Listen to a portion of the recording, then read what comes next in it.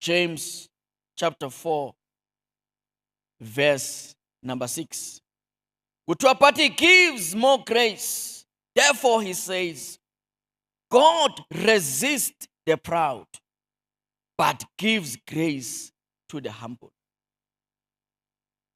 Kodwa unika umusa ngokwenezezela. Ngakho ke uthi uNkulunkulu umelene nabazidlayo. God resists the proud. Uyayibona inkinga ikuphi la? Kusho ukuthi ipride yenza ukuthi uNkulunkulu abe iopposition. uNkulunkulu uma umuntu enepride, lo muntu onepride uNkulunkulu meza kuye akamsupport kodwa uyamvimba. Uba ku opposition. Ngicela ukubuza, ubani ongamelana noNkulunkulu akuwine? Ngoba uthi David uma uNkulunkulu engakithi umuntu angasenzani? Uthi Paul, if God be for us, who can be against us? Nikhona bazalwane.